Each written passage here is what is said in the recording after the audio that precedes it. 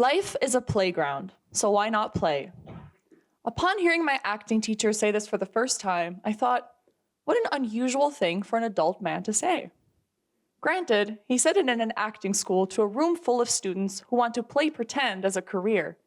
But isn't life much more than just a playground? And isn't play normally associated with children? We all know who Albert Einstein is, and of course, the famous photo. This is a very silly photo, especially for someone who was a very serious scientist. However, some of his greatest breakthroughs stemmed from playful thinking. He's even famous for his quote, "Play is the highest form of research." Offices like Google's, with slides and bikes at work, have revolutionized the modern office landscape. Having sources of play at work has shown a boost in employee productivity and happiness. According to a study by Brigham Young University, simply playing a collaborative video game with team members for 45 minutes can boost productivity on a task by up to 20%. This is why many companies now have company fun days to get out of the office for a bit, play laser tag or ride ATVs, and just strengthen employee morale and a sense of community.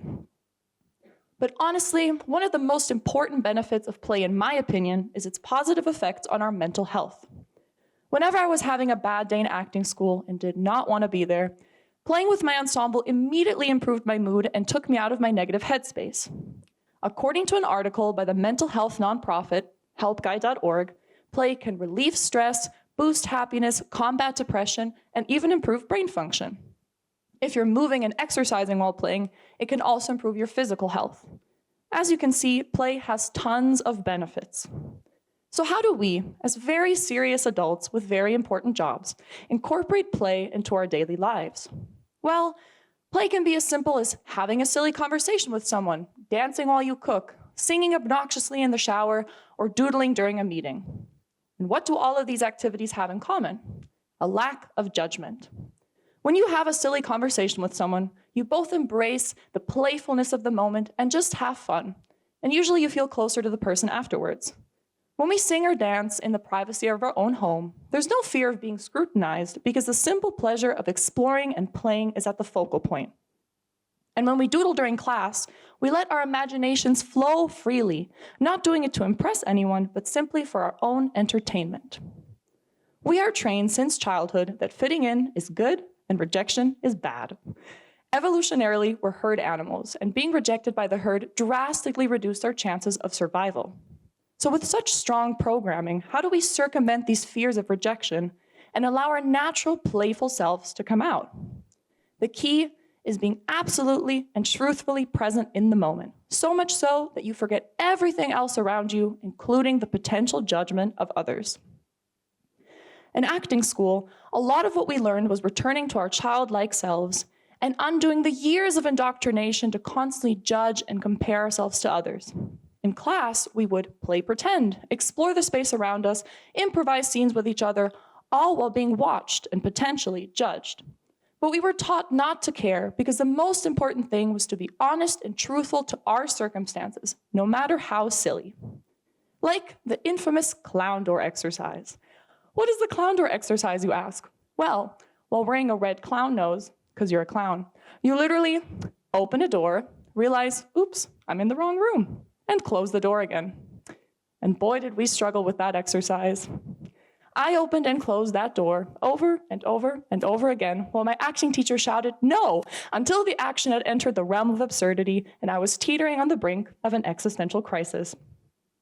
However, this was one of the breakthrough moments of my entire acting school experience because it taught me to fully embrace the failure of not being able to open a door the right way. And it was because I was overthinking. The second I, actor Loren, not clown Loren, heard what the audience was thinking, it was game over.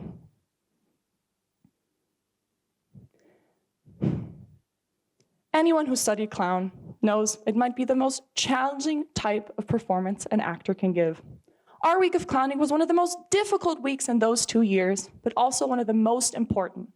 It taught us to combat feelings of frustration and failure while still maintaining lightness, fun, and play. It really challenged my resilience as an actor and a person, and allowed me to fail beautifully in front of my peers and learn not to care. Disregarding audience's opinions is crucial. The best performances an actor can give is when they are 100% in the moment, in the reality. This approach taught me, actor and person Loren, that it doesn't matter what people think, as long as I'm being honest and truthful to my circumstances. Genuinely living your life, feeling your body in the world, and taking in all the impressions around you will make life much fuller, richer, and more interesting. I promise you. Who here is an overthinker? Okay. Yeah, me too.